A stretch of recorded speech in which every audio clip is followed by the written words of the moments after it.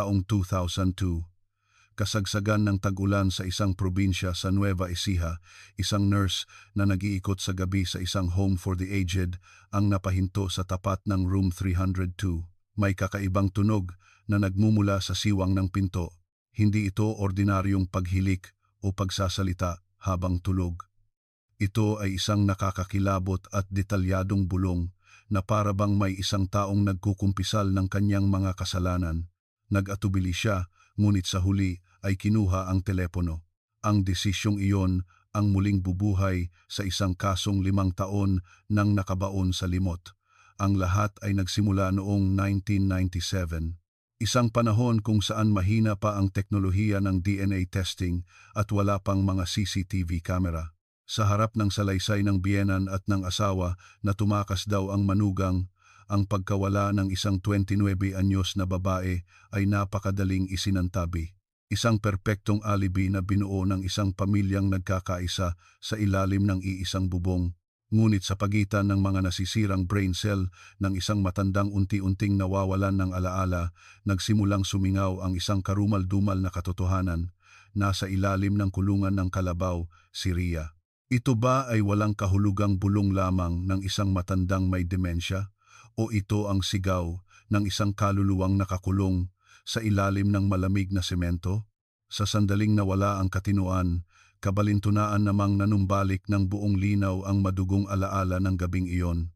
Ano nga ba ang nasa likod ng matibay na pader na kanilang itinayo na gumuho dahil lamang sa isang tawag sa telepono ng isang nurse? Bago magsimula ang kwento, pindutin ang subscribe button at tiyak na isang maningning na araw ang sasalubong sa iyo.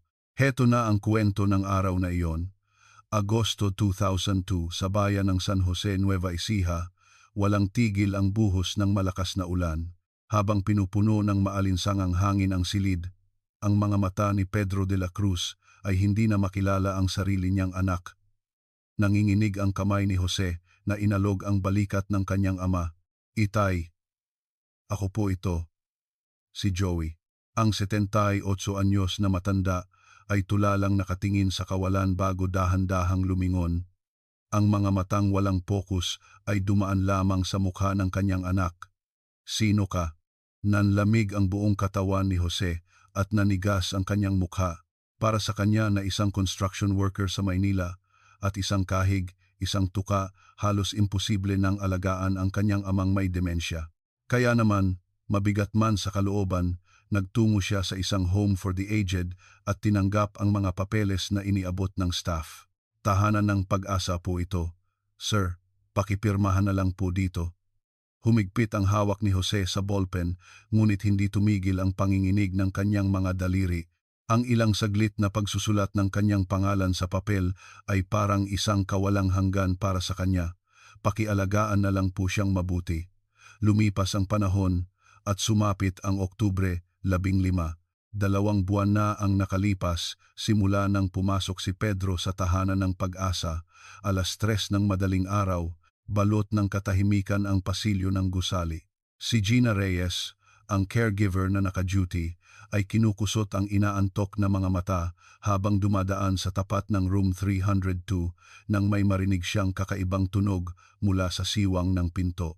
Nasa ilalim ng kulungan ng kalabaw, si Rhea. Hindi ito tunog ng boses ng tao dahil sa sobrang tuyot, ngunit hindi rin ito multo dahil sa sobrang linaw ng pagkakabulong. Dahan-dahang binuksan ni Gina ang pinto at sumilip sa loob. Lolo, gising pa po kayo? Anong ginagawa ninyo? Si Pedro ay nakaupo sa gilid ng kama, nakatingin sa bintanang tila sinaklob ng dilim. Lumapit si Gina at inayos ang kumot habang nagsasalita. Gabi na po. Matulog na po kayo. Dahan-dahang lumingon si Pedro at tiningnan si Gina, ngunit ang mga mata niya ay tila may ibang nakikita. Isang bagay na hindi mula sa mundong ito. Nasa ilalim siya. Bikesi, Rhea. Nanindig ang balahibo ni Gina at pilit na inihiga ang matanda. Pilit niyang inisip na nananaginip lang ito, ngunit paglabas niya sa pasilyo, tila may batong nakadagan sa kanyang dibdib. Mula noon, sa loob ng 2 araw, gumigising si Pedro sa parehong oras tuwing madaling araw at inuulit ang parehong mga salita. Inilibing ko siya sa ilalim ng kulungan ng kalabaw ni Rhea. na para bang isang sirang radyo, ang paulit-ulit na nakakakilabot na kumpisyon ay hindi na makayanan ni Gina. Noong umaga ng Oktubre 17, buo na ang kanyang desisyon, kumatok siya sa pinto ng opisina ng direktor. Direktor, tungkol po kay Lolo Pedro sa room 302. Ang direktor, na abala sa sandamakmak na papeles, ay hindi man lang nag-angat ng tingin at walang ganang sumagot. Bakit? May ginawa na naman bang kalokohan? Lumunok ng laway si Gina at humakbang papalapit. Hindi po. Kasi ilang araw na po siyang may inuulit-ulit na sinasabi tungkol daw sa kulungan ng Kalabaw at kay Ria. Parang hindi po biro ang dating. Noon lang nag-angat ng tingin ang direktor kay Gina. Miss Reyes, gaano ka nakatagal nagtatrabaho dito? 2 taon na po. Inayos ng direktor ang kanyang salamin at napailing. Kung ganoon, alam mo na, ang mga pasyenteng may demensya, kung ano-ano ang sinasabi. Hindi ba't araw-araw mo yang nakikita? May isa nga diyan, sinasabing bumalik daw ang patay niyang asawa at nagpapahanda ng pagkain, pero iba po ang kutob ko dito. Ang tono po niya ay parang umaamin sa isang krimen. Napabuntong hininga ang direktor at ibinagsak ang ballpen. Miss Reyes, ang trabaho natin ay pakainin ang mga pasyente at palitan ang diaper nila. Hindi tayo mga investigador. Kung talagang nag-aalala ka, tawagan mo ang pamilya niya. Kinagat ni Gina ang kanyang labi at lumabas ng opisina. Sinubukan niyang tawagan ang pamilya gaya ng sabi ng direktor, ngunit sa oras ng tanghalian habang nasa likod bahay siya, puro ring lang ang kanyang narinig. Sino kaya si Ria? Bakit ganoon na lang ang pag-aalala niya? Bulong niya sa sarili habang nakatingin sa teleponong walang sumasagot. Kinagabihan, nagpatuloy ang pagbulong ni Pedro. Inilibing ko siya, prima leto. Si Ria. Sa dilim, ang boses na iyon ay nagpatulo ng malamig na pawis sa likod ni Gina. Hindi na niya kayang manahimik na lang. Kinabukasan, Oktubre 18, pauwi na si Gina mula sa trabaho. Ngunit sa halip na umuwi, nagtungo siya sa isang pampublikong telepono sa bayan ng San Jose City Police Station. Sa narinig na malalim na boses ng lalaki sa kabilang linya, nanginig ang kamay ni Gina. Hello po, may ire-report po sana ako. Naging formal ang boses ng pulis. Sige po, ano po yon? Lumingalinga si Gina sa paligid at hininaan ang boses. May pasyente po kasi dito sa Home for the Aged na may demensya. Gabi-gabi po siyang may sinasabing kakaiba. Parang tinutukoy po niya ang lugar kung saan niya inilibing ang isang tao. Mawalang galang na po, anong pangalan ninyo? Hindi ko po pwedeng sabihin. Anonymous na lang po, please. Lagi po niyang sinasabi na inilibing daw niya si Ria sa ilalim ng kulungan ng Kalabaw.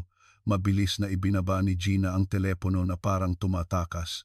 Ang pulis na naka-duty ay napakunot noo at isinulat ang detalye sa isang maliit na papel. Home for the Aged, matandang may demensya, sinasabing may inilibing sa ilalim ng kulungan ng Kalabaw, Ria. Ang katabi niyang pulis ay napatingin na parang nagtatanong, kung ano-anong prank call na lang ang natatanggap natin. Itinabi na lang ng pulis ang papel sa isang sulok ng kanyang mesa. Lumipas ang gabi. Kinaumagahan, si Detective Marco Sandoval ng San Jose City Police Criminal Investigation Unit ay dumating at binabasa ang logbook ng duty nang mapansin niya ang maliit na papel. Sa ilalim ng kulungan ng Kalabaw, Ria. Biglang tumalas ang tingin ni Marco. Sa kanyang isipan, biglang sumulpot na parang kidlat ang isang kaso mula 5 taon na ang nakalipas noong siya ay baguhan pa lamang na pulis. Maria Santos. Dali-dali siyang tumayo at tumakbo papunta sa bodega ng mga file. Naghalungkat siya na parang baliw sa mga maalikabok na kahon ng mga lumang dokumento. Nakita ko na, sa isang luma at naninilaw na folder mula sa isang kahon na may markang 1997, malinaw na nakasulat, Missing Person, Maria Ria Santos. Case closed. Naglayas. Dahan-dahang bumaba ang daliri ni Marco sa listahan ng mga taong sangkot hanggang sa huminto ito. Pedro de la Cruz. Biyenan ng nawawala. Sa sandaling huminto ang daliri ni Marco sa pangalang iyon, isa pang alaala ang tumama sa kanyang isipan. Tag-ulan noong 1997, habang dumadaan siya sa harap ng isang kooperatiba sa baryo, narinig niya ang usapan ng mga tao. Si Tata Pedro, ano kayang pumasok sa isip, bumili ng 20 sako ng semento. Niyakap ni Marco ang folder at bumalik sa kanyang opisina. Si Officer Leo Ramos, ang kanyang junior partner na nakaupo sa tapat, ay nagtatakang tumingin sa kanya. Sir, ano po, yang hinahanap ninyo sa maalikabok na bodega pagkagising ninyo? Inilapag ni Marco ang folder sa mesa. Isang missing person case noong 1997, nawala ang manugang pero isinara ang kaso bilang paglalayas. Nanlaki ang mga mata ni Leo. Tapos, bakit po? Itinuro ni Marco ang maliit na papel mula sa logbook. May tumawag kagabi. Isang pasyente raw sa home for the aged na may demensya ang paulit-ulit na sinasabi gabi-gabi na may inilibing siya sa ilalim ng kulungan ng kalabaw, si Ria. Kumunot ang noo ni Leo. Ria, katulad po ng pangalan ng nawawala sa folder na yan. Tinapik ni Marco ang isang linya sa folder. Oo, at alam mo ba kung sino ang pasyenteng yon na may demensya? Si Pedro de la Cruz, ang biyenan mismo ng nawawalang babae. Napanganga si Leo. Ano po? Imposible. Hapon ng Oktubre da Sambona, nagtungo sina Marco at Leo sa dating bukid ni Pedro de la Cruz sa San Jose. Matagal nang walang nakatira, kaya't puro matataas na damo na lang ang nakapaligid at nakakatakot ang itsura. Para na pong haunted house to.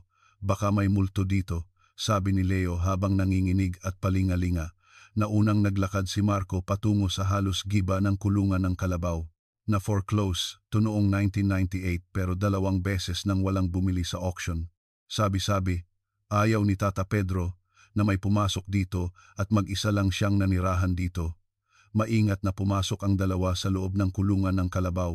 Binuksan ni Leo ang kanyang flashlight at itinutok sa madilim na loob na puno ng alikabok at agiw. Leo, halika dito. Itutok mo yung ilaw. Ang tingin ni Marco ay nakapako sa isang bahagi ng sahig. Tila may nagmamadaling nagtakip. Isang bahagi lang ng sahig ang may makapal na semento. 20 sako ng semento, bulong ni Marco. Sir, ibig sabihin. Tumango si Marco, puno ng katiyakan ang kanyang mga mata. Kumuha ka ng search warrant, kailangan nating hukayin to. Kinabukasan, Oktubre 21, dumating ang isang backhoe at isang excavation team. Ang tunog ng pagbasag sa matigas na semento ay umalingaw-ngaw sa tahimik na baryo. May nakita kami, parang takip. Pagkalipas ng 2 oras, sumigaw ang isa sa mga miyembro ng team. Nagmamadaling lumapit sina Marco at Leo sa butas at maingat na inalis ang takip. Sa loob ng isang lumang imbakan ng pagkain ng hayop, may isang bagay na hugis tao na binalot ng mahigpit sa makapal na plastik. Sir, nakuha rin po namin to sa bulsa ng kalansay. Iniabot ng isang taga-soko ang isang ebidensyang nakabalot sa plastik. Sa loob nito ay isang hair clip na hugis paru-paro. Ipadala to sa crime lab para sa identification. At puntahan ninyo ngayon din si Pedro de la Cruz sa Home for the Aged. Dalhin dito, nanginginig ang kamay na muling binuksan ni Marco ang 1997 case file. Sa loob ng file, nakasulat ang salaysay ng asawa na ang paboritong suklay ng nawawala ay isang hair clip na hugis paru-paro. Sa paglubog ng araw sa San Jose, ang katotohanang 5 taon nang nakabaon ay unti-unti nang lumalabas sa liwanag. Oktubre 25, isang tawag mula sa PNP Crime Laboratory ang bumasag sa katahimikan ng police station. Matagal na hindi nagsalita si Marco habang hawak ang telepono. Nang ibaba niya ito, mabigat ang kanyang tingin. Lumabas na ang resulta ng dental records comparison. Positive. Si Ria Santos nga ang nawawala noong 1997. Si Leo, na nagbabasa ng mga dokumento sa tabi, ay biglang napatayo. Bakas sa kanyang mukha ang tensyon. Kumpirmado na po. Anong susunod nating gagawin? Isinuot ni Marco ang kanyang jacket at tumango. Kailangan nating kausapin ang original na investigador, si Captain Benitez. Nag-retire na siya at may-ari na ng isang fishing supply store sa bayan. Agad na nagtungo ang 2 sa isang lumang tindahan ng gamit sa pangingisda sa labas ng bayan. Sa loob, ang 64 na taong gulang na si Benitez ay naka-reading glass habang nag-aayos ng mga tali ng pamingwit. Sa tunog ng pagbukas ng pinto, nag-angat siya ng tingin. "Oh, sino to?" "Si Detective Sandoval." "Anong ginagawa ng isang abalang tao dito?" Pumasok si Marco at magalang na yumuko.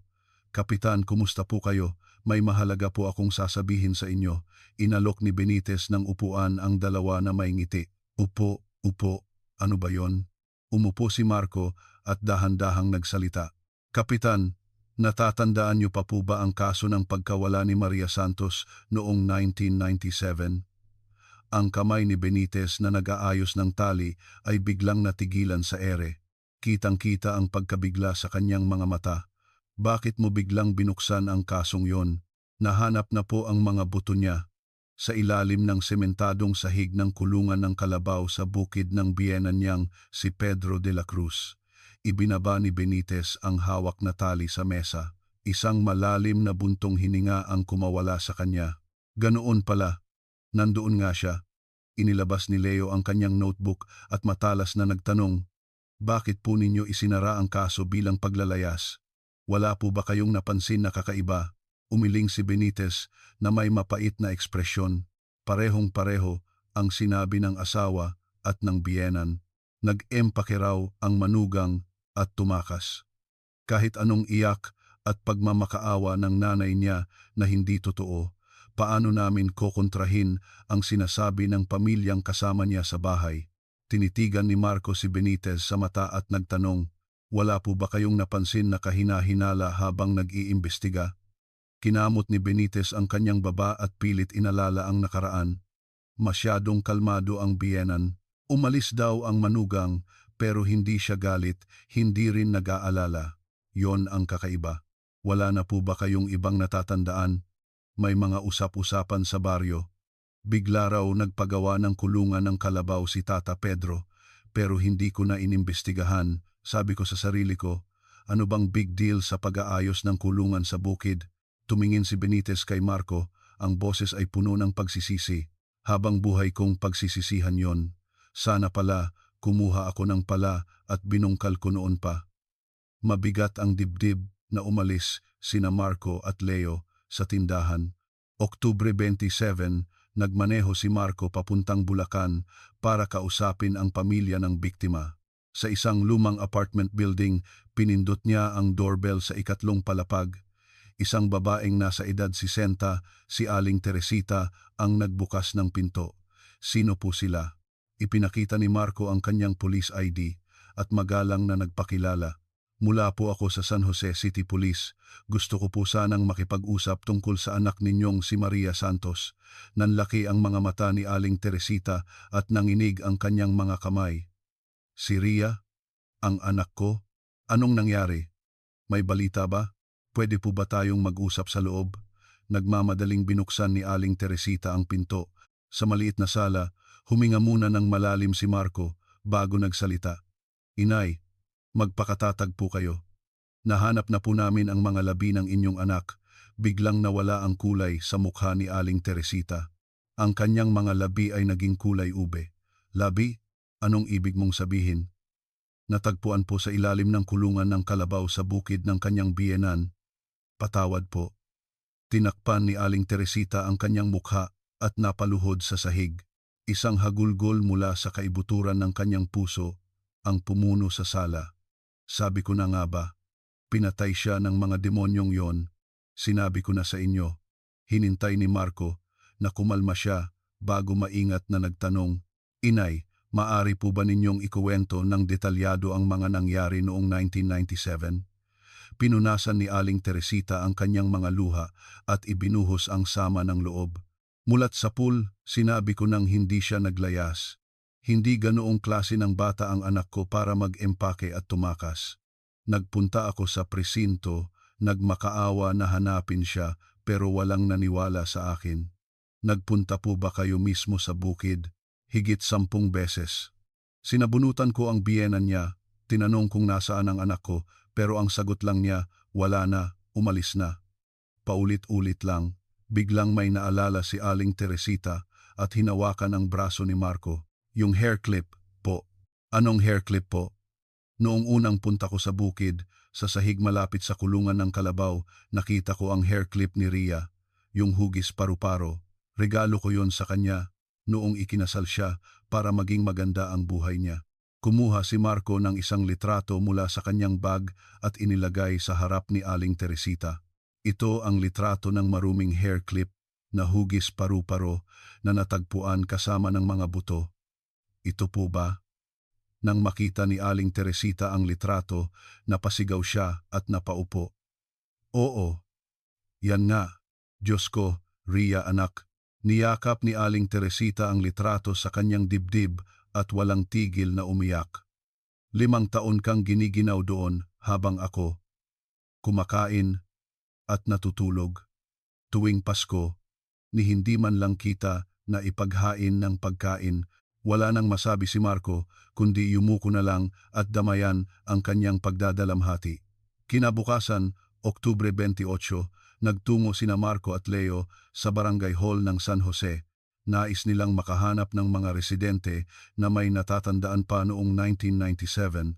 Ang unang saksi ay isang 70 anyos na babae, si Aling Flora.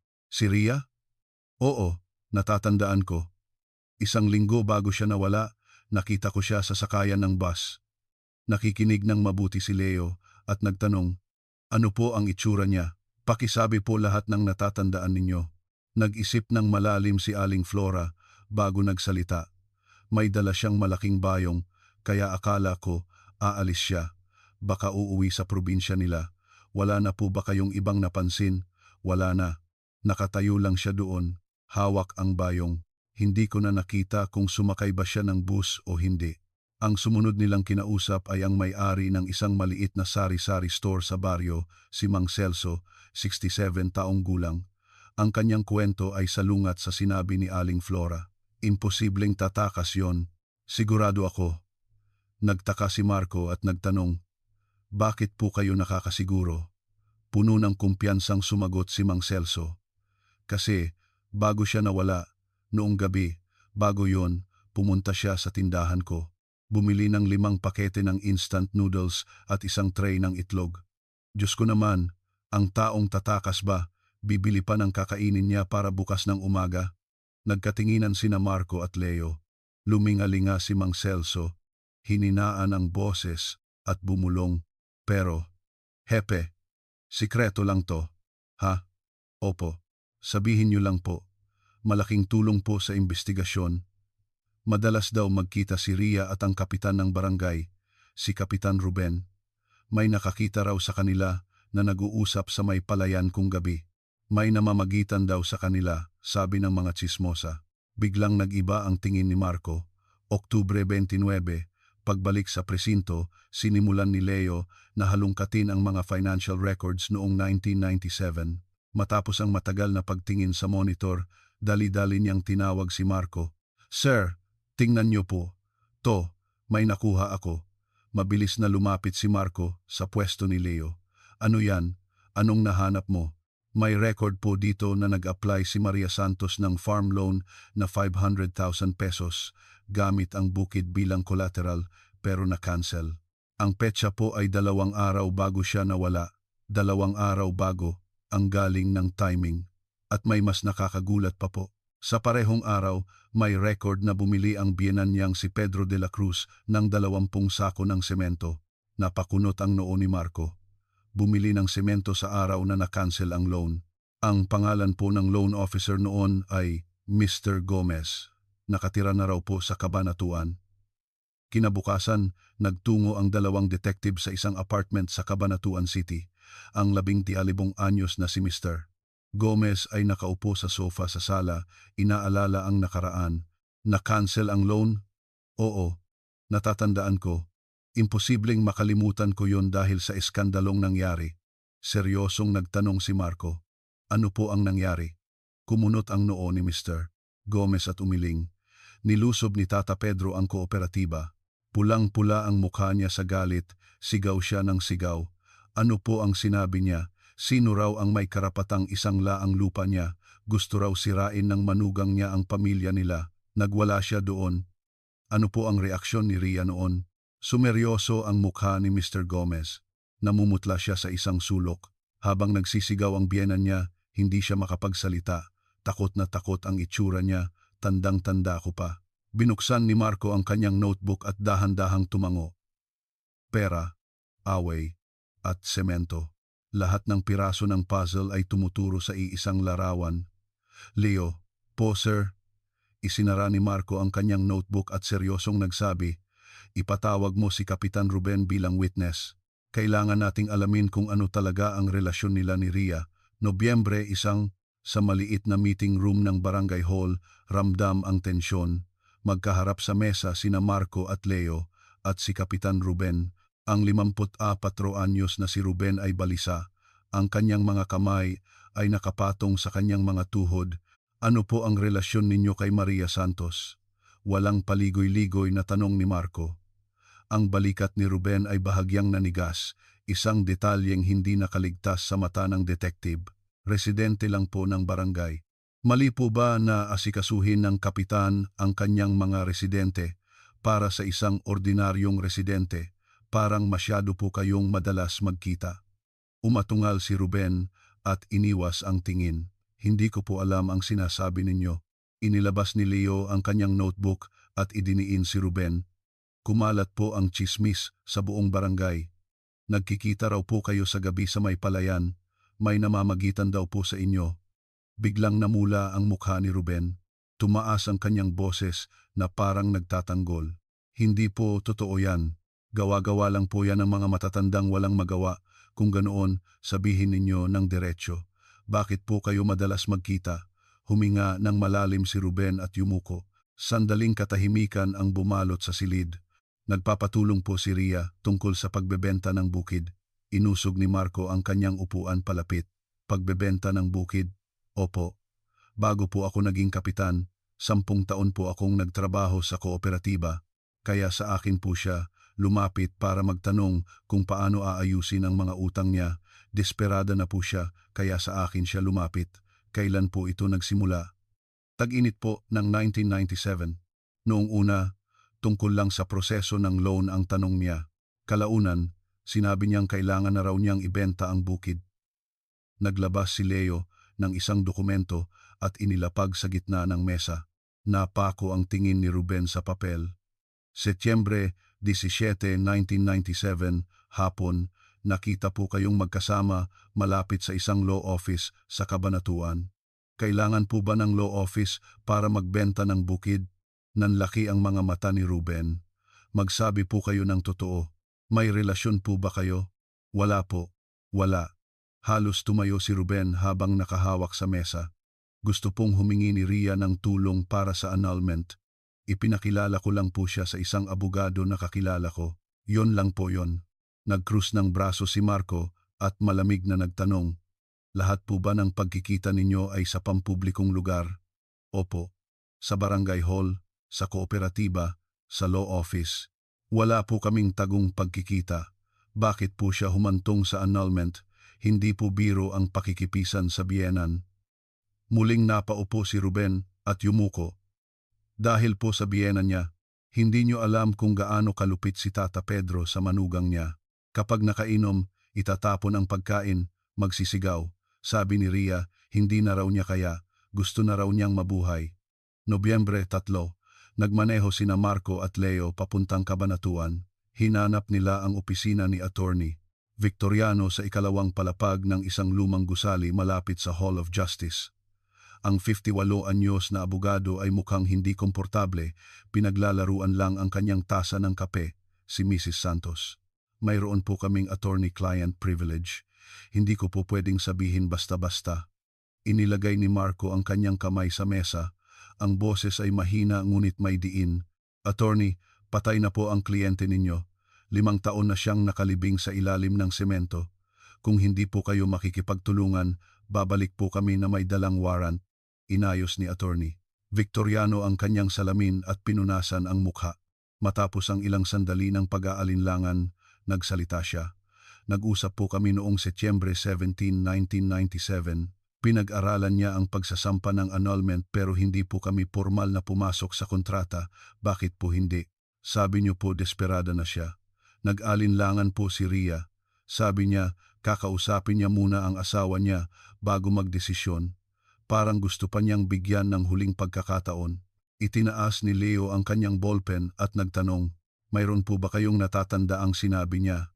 Kahit maliit na detalye lang po, tumango si Attorney Victoriano.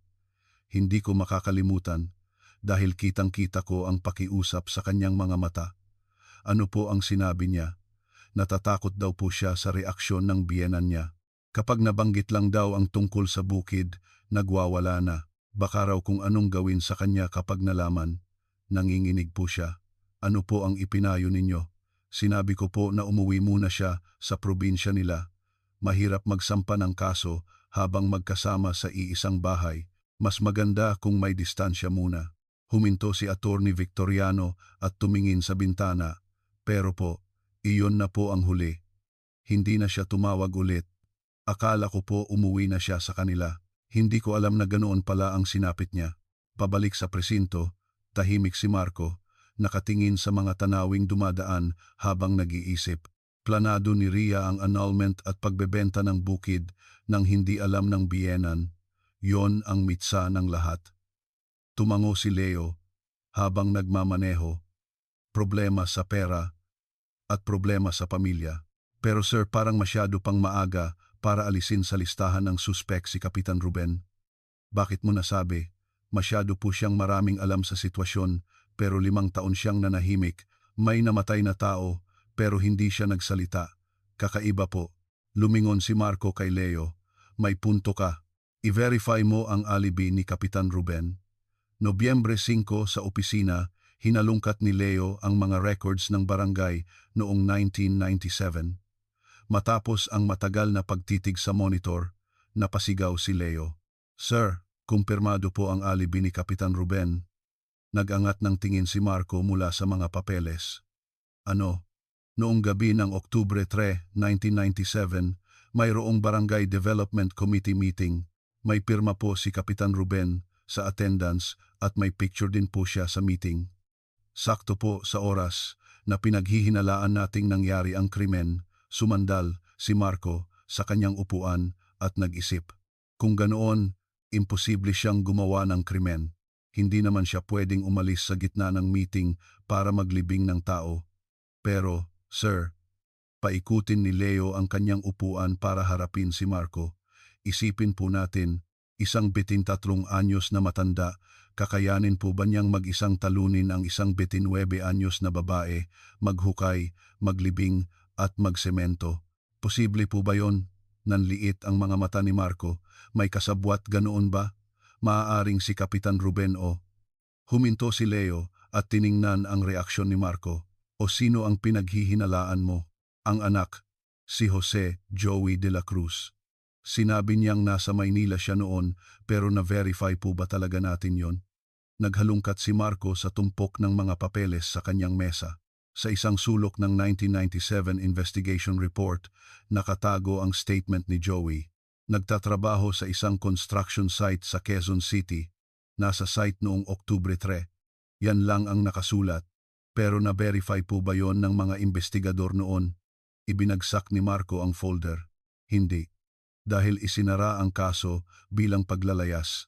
Sino naman ang mag-iimbestiga sa alibi ng anak kung ang sabi ng pamilya ay tumakas lang ang manugang? Biglang tumayo si Leo.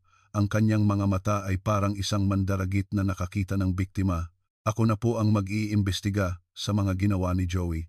Aalamin ko kung nasa construction site ba talaga siya sa Quezon City noong Oktubre 3, 1997 o kung bumalik siya sa Nueva Ecija. Tumango si Marco at nagutos. Sige, credit card records, resibo ng gasolina, tawag sa telepono, halungkatin mo lahat. Huwag kang mag-iiwan ng kahit isang bato na hindi nababaliktad. Akmang aalis na si Leo nang huminto siya at lumingon. Sir, paano kung nasa Nueva Ecija nga si Joey noong gabing iyon? Ibinaba ni Marco ang kanyang ballpen at malamig na sumagot. Kung ganoon, ang kasong ito ay hindi na lang basta bulong ng isang matandang may demensya. Ito ay magiging isang karumal-dumal na trahedya na plinano ng isang pamilya. Kailangan nating balikan lahat mula sa simula. Nobyembre 8, umaga, Mabigat ang hangin sa loob ng Criminal Investigation Unit ng San Jose City Police. Pagdating ni Marco, habang hinuhubad niya ang kanyang jacket, isang puting sobre na nakapatong sa tumpok ng mga dokumento ang pumukaw sa kanyang pansin. Walang pangalan ng nagpadala, nakasulat lamang sa sobre sa magaspang na sulat kamay para sa investigador ng kaso ni Maria Santos. Ano to? Nagtatakang kinuha ni Marco ang sobre. Tiningnan niya ang selyo. Galing ito sa post office ng San Jose. Maingat niyang binuksan ang sobre. Sa loob, may isang lukot na papel na minakinilya. Gusto ni Ria na ibenta ang bukid at iyon ang naging dahilan ng lahat. Nandoon si Joey de la Cruz sa Nueva Ecija noong gabing iyon. Maikli ngunit makapangyarihan ang mga salita. Nanlaki ang mga mata ni Marco. Agad niyang dinala ang sulat sa katapat na si Leo. Leo, tingnan mo to. Napahinto sa pagkain ng instant noodles si Leo. Kinuha ang sulat at nanlaki ang mga mata. Nasa Nueva Ecija si Joey? Akala ko ba nasa construction site siya sa Maynila? Anonymous to. Ipadala mo agad sa forensics para sa fingerprint analysis. Maingat na inilagay ni Leo ang sulat sa isang evidence bag at nagtanong, sino po kayang nagpadala nito? Ewan, may hinala ka ba? Pinunasan ni Leo ang natirang sabaw sa kanyang bibig at sumagot, baka po si Kapitan Ruben? Siya po ang pinakamaraming alam sa sitwasyon. Kinausap niya si Ria. Umiling si Marco. Hindi. Kung si Ruben ang pumatay o kasabwat, hindi niya gagawin to para painitin ang investigasyon. Mananahimik lang yon. Malaki ang posibilidad na totoo tong impormasyon. Napahawak si Leo sa kanyang baba at nag-isip.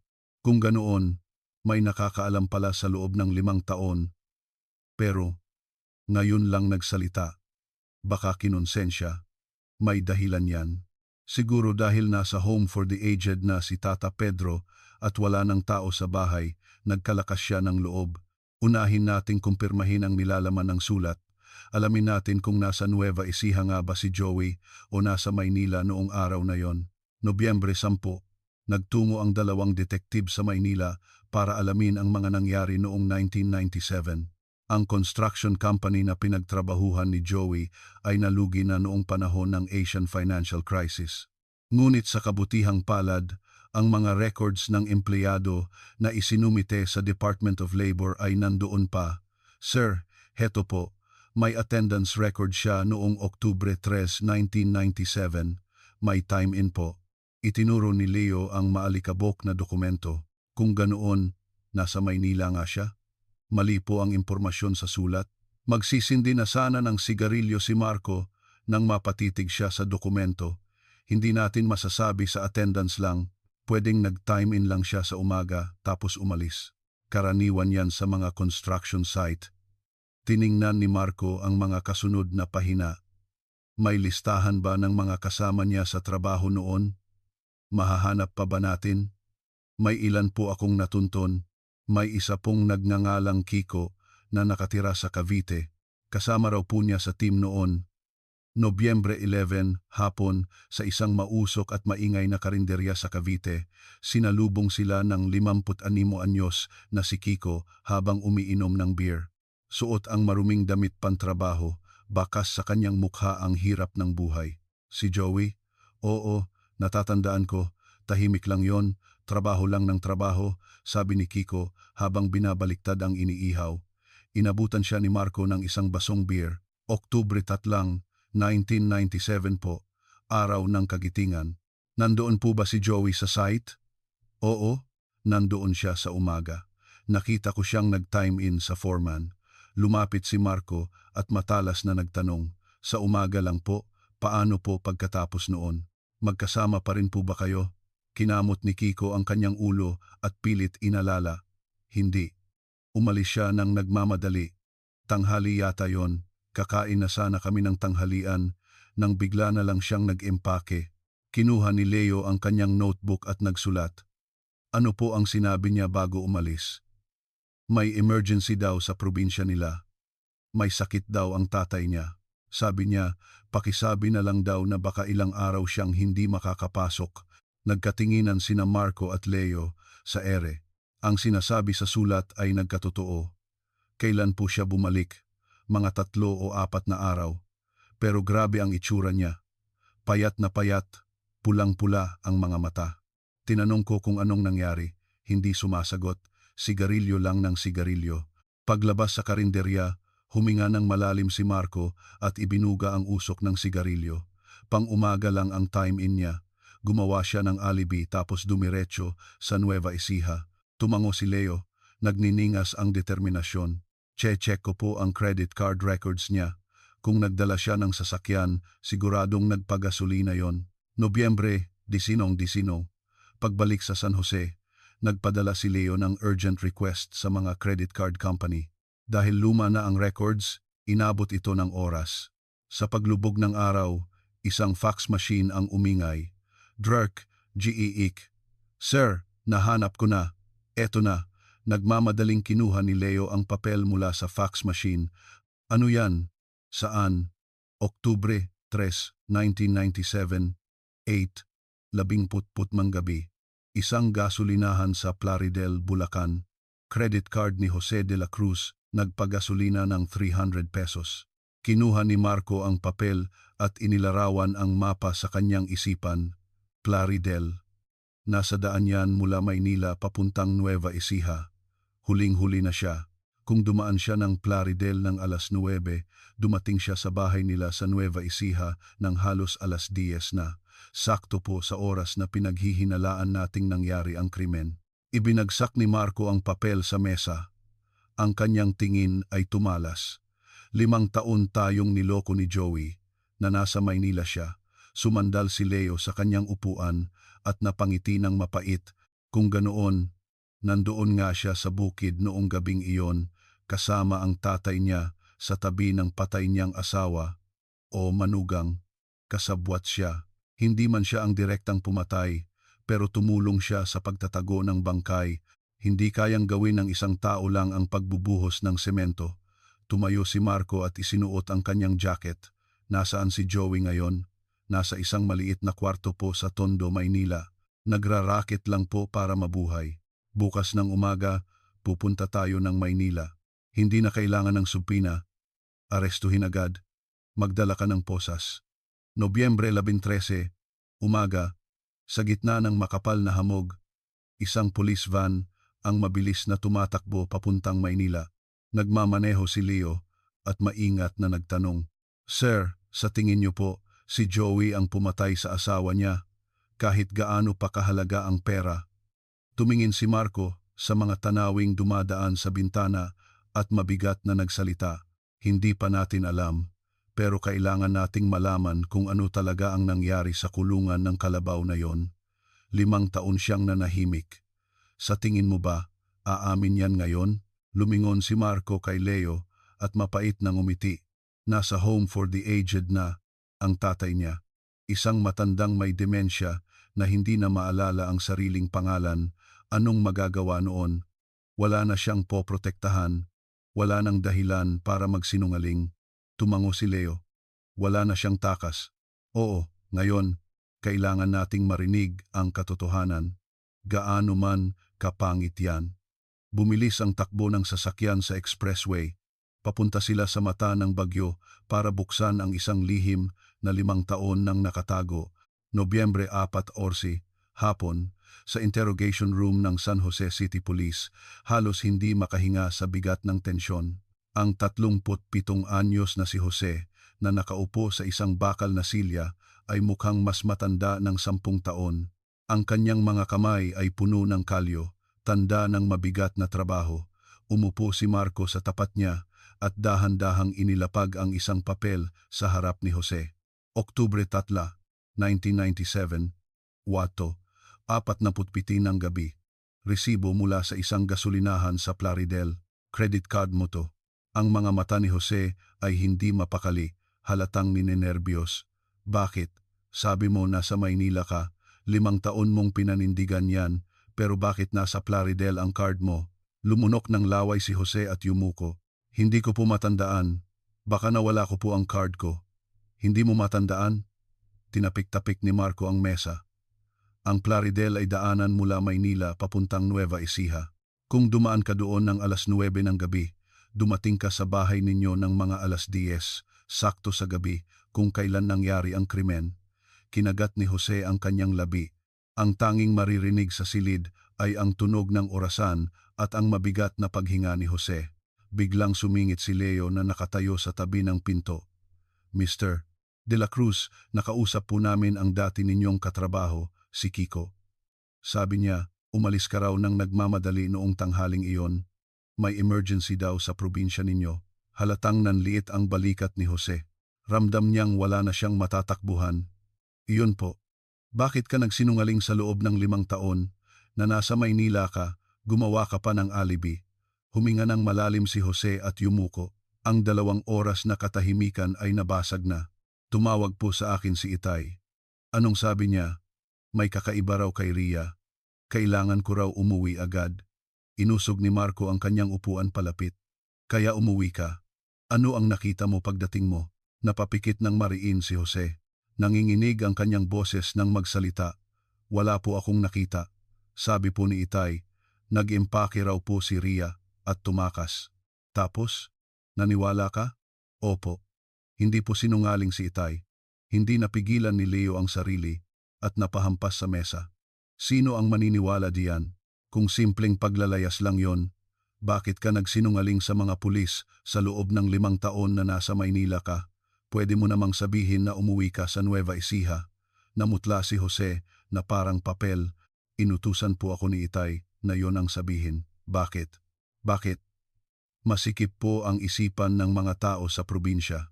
Kapag nalaman nilang tumakas ang manugang dahil sa ibang lalaki, kahiya-hiya raw sa pamilya. Kaya mas mabuti raw na itago na lang. Hindi makapaniwalang napatawa si Marco at umiling. Dahil lang sa hiya, nawala ang manugang mo. Pero niloko mo pa ang mga pulis para lang protektahan ang lintik na reputasyon na yan. Hindi sumagot si Jose. Ang kanyang mga mata ay balisang gumagala sa ibabaw ng mesa. Biglang tumayo si Marco. Lumapit siya hanggang sa halos magdikit ang kanilang mga mukha at bumulong ng malamig. Ikaw ba ang pumatay sa asawa mo? Kasabwat mo ang tatay mo? Biglang nag-angat ng tingin si Jose at sumigaw. Hindi po. Sumpa man. Hindi ko siya sinaktan. Kung ganoon, ano ang nakita mo noong gabing iyon? Sino ang nagbuhos ng semento? Ano ang nakita mo para manahimik ka sa loob ng 5 taon? Nanginginig ang mga labi ni Jose, ngunit muli siyang nanahimik. Muling nagsimula ang nakabibinging katahimikan. Nobyembre 15, nagsampa ang piskalya ng kasong obstruction of justice at aiding and abetting a fugitive laban kay Jose at humiling ng warrant of arrest. Ngunit naging malamig ang desisyon ng korte. Kulang sa direktang ebidensya, walang panganib na tumakas. Nagngit-ngit ang mga ngipin ni Marco nang ibaba ang telepono mula sa korte. Lintik ang huwes, sa libro lang yata natuto ng batas. Maingat na lumapit si Leo. Sir, anong nangyari? Ibinasura. Na-dismiss ang petition for warrant. Pansamantalang hindi siya pwedeng umalis ng bansa at may restriction sa kanyang tirahan. Ibig sabihin, makakalaya si Jose. Baka makawala pa ang isdang nahuli na natin. Hinubad ni Marco ang kanyang jacket at ibinato sa upuan. Itutuloy natin ang investigasyon habang malaya siya. Malabo nang paaminin si Jose. Hinding-hindi niya ipagkakanulo ang tatay niya. Tumingin si Marco sa mga tuyong sanga ng puno sa labas. Sa huli, kailangan nating marinig mismo mula sa bibig ng tatay niya. Ang matandang iyon na lang ang makapagsasabi ng totoo. Nobyembre 17, sa desperasyon, humingi ng tulong si Marco sa National Bureau of Investigation, NBI, Forensic Psychology Division. Hapon, isang psychiatrist, si Dr. Carmina Solis, ang dumating sa San Jose City Police. Ang 45 anyos na doktor ay isang veteranang may matalinong aura. Doktora, salamat po sa pagpunta kahit malayo. Diretso na po tayo. Posible po bang interogahin ang isang pasyenteng may demensya? Tiningnan ni Dr. Solis ang mga dala niyang chart at mahinahong sumagot. Hindi ibig sabihin na may demensya ang isang pasyente ay 24,007 nang sira ang kanyang pag-iisip. May tinatawag tayong lucid interval. Mga sandali kung kailan bumabalik ang katinuan at alaala nila. Kapag nakuha po namin ang salaysay niya sa mga sandaling iyon, tatanggapin po ba yun sa korte bilang ebidensya, limitado. Pero sapat na bilang lead sa investigasyon. Kung nandoon ako para i-assess ang kanyang mental state at i-record natin, hindi yan basta-basta babaliwalain ng huwes. Tumango si Marco, nabuhayan ng pag-asa. Sige po, tatawagan ko ang Home for the Aged para ipaalam agad sa amin kapag dumating ang sandaling iyon. Sige, pag may tawag, pupunta agad ako. Mahalaga ang timing.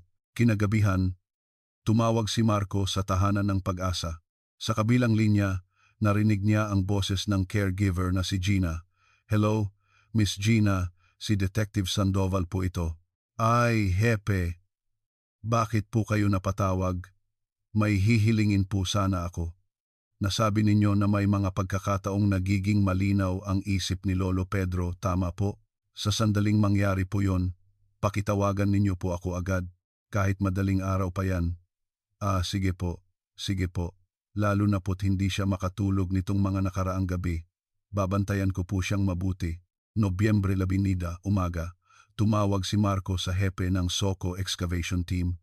Sir, pasensya na po sa abala, pero pwede po bang suriin ulit ang ilalim ng kulungan ng Kalabaw?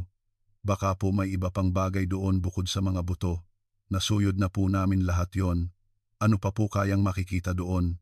Kung hindi si Jose ang pumatay, dapat mayroong isang bagay doon na nagpatahimik sa kanya sa loob ng 5 taon. Pakisuyod po ulit bawat sulok. Pagkababa ng telepono, lumapit si Leo na may dalang kape. Sir, tungkol po kay Jose. Bakit? Ano na namang iniisip mo? Malinaw po na may alam siya, pero parang hindi niya pinoprotektahan ang tatay niya. Parang gusto niyang akuin ang lahat. Napahawak si Marco sa kanyang baba at nag-isip, pinoprotektahan ang tatay. Napakabuting anak. Bilang anak, natural lang po na protektahan niya ang tatay niya. Siguro, yun ang dahilan kung bakit siya nanahimik ng 5 taon at hindi pa rin nagsasalita ngayon. Tumingin si Marco sa labas. Ang malamig na hangin ng Nobyembre ay yumuyugyog sa mga salamin ng presinto. Kung ganoon, mas lalong kailangan nating marinig mula sa bibig ng tatay niya. Kahit anong gawin ng anak para harangin, kapag umamin ang tatay, tapos ang lahat. Sa tingin niyo po, darating ang lucid interval na yon? Lumingon si Marco kay Leo at mapait nang umiti. Kailangang dumating. Kung hindi, gagawa tayo ng paraan para dumating. Ang magagawa lang natin ay maghintay. Nobyembre 20, umaga, sa dating bukid ni Pedro de la Cruz, ramdam ang tensyon. Ang Soco team ay muling nagsasagawa ng masusing pagsisiyasat sa ilalim ng kulungan ng Kalabaw, gamit ang mga brush para dahan-dahang alisin ang lupa. Sa lugar kung saan nakuha ang mga buto, isang miyembro ng team ang biglang natigilan. Sir, may nakita po ako. Mabilis na lumapit ang team leader at sumilip sa butas. Sa tabi mismo ng lugar kung saan natagpuan ang mga buto, may isang maliit na plastic bag na bahagyang nakalibing sa lupa. Kunin mo nang maingat, baka masira. Gamit ang tweezers, maingat na inangat ng miyembro ang plastic bag. Nang alisin ang alikabok, isang lumang notebook ang lumitaw sa loob. Mukhang galing po ito sa loob ng bulsa ng damit ng biktima. Dahil nakabalot sa plastic, hindi masyadong nasira. Sa loob ng plastic bag, may isang kulubot na notebook. Sa pabalat, nakasulat ang 1997 at may isang kupas na sticker na bulaklak. Diary to, hindi ba? Mukha nga. Isil mo agad at ipadala sa NBI Document Examination Division. Lagyan mo ng urgent. Nobyembre 21, isang tawag mula sa NBI ang bumasag sa katahimikan ng presinto. Habang hawak ang telepono, mabilis na nagsusulat si Marco. Lumabas na po ang resulta ng analysis. Diary nga po ng biktimang si Maria Santos. Nabasa po ba ang laman? 5 taon na po ang nakalipas. Dahil po sa plastic, hindi masyadong nabasa. May mga bahaging nabura ang tinta, pero karamihan po ng sinulat niya mula Enero 1997 hanggang Oktubre 2, bago siya nawala, ay na-recover. Lumunok ng laway si Marco. Paki-fax po. Ngayon din. Makalipas ang 30 minuto, umingay ang fax machine. Magkatabing binasa nina Marco at Leo ang kopya ng diary. Ang isinulat noong Setyembre 15, sumigaw na naman si Itay. Sinabi niyang kapag ibinenta ko ang bukid na ito, para ko na rin siyang pinatay. Tinutukan niya ako ng itak. Hindi ako makatulog sa takot, Diyos ko po. Tinutukan ng itak ang sariling manugang, sabi ni Leo, napapailing at nakakunot noo. Lumipat si Marco sa susunod na pahina. Ang isinulat noong Setyembre 23. Itinapon na naman niya ang hapunan. Maalat daw ang ulam, pero alam kong dahil ito sa pera. Hindi ko na kaya. Gusto ko nang umalis dito. Laging sinisigawan at tinatakot ng biyenan. Sapat na motibo. Itinuro ni Marco ang huling pahina. Ang isinulat noong Oktubre 1. Nagpadala ako ng sulat kay Joey. Nakisuyo akong hiwalayan na niya ako. Isinulat kong hindi ko na kaya at aalis na ako sa bahay na ito. Nagpadala siya ng sulat sa asawa niya. Nanginginig ang kamay na binasa ni Marco ang huling isinulat noong Oktubre. Tumawag si Joey. Natanggap na raw niya ang sulat. Sabi niya, uuwi siya bukas. Kailangan kong sabihin ang lahat bago ako umalis. Bukas, matatapos na ang lahat. Ibinagsak ni Marco ang papel sa mesa. Ang kanyang tingin ay tumalas. Nagsinungaling si Joey. Isang malaking kasinungalingan. Tumango si Leo. Sinabi niyang umuwi siya dahil sa tawag ng tatay niya na may kakaiba raw sa asawa niya. Oo, pero ang totoo, umuwi siya dahil sa sulat ng asawa niya na nakikipaghiwalay. Para pigilan siya o para kausapin. Umuwi siya para makipag-usap dahil aalis na ang asawa niya. Tumingin si Marco sa labas at malalim na nag-isip, pero bakit niya itinago yon? Pwede naman niyang sabihin na dahil sa sulat kaya siya umuwi. Dahil alam niya ang ginawa ng tatay niya. Nakita niya lahat ng nangyari sa bukid noong gabing iyon. Para itago yon, ginamit niyang dahilan ang tatay niya. Hinawakan ni Marco ang kopya ng diary. Ngayon, kailangan na nating marinig mismo mula sa bibig ni Pedro de la Cruz na hindi na pwedeng gamitin ang anak bilang dahilan.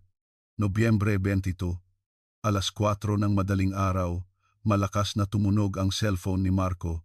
Inaantok na sinagot niya ito. Hello, Detective Sandoval. Hepe, si Gina Poto, mula sa Home for the Aged. Ang boses ni Gina sa kabilang linya ay puno ng pagmamadali. Biglang napabalikwas si Marco sa kama. Anong nangyari? May nangyari ba kay Lolo? Kagigising lang po ni Lolo Pedro.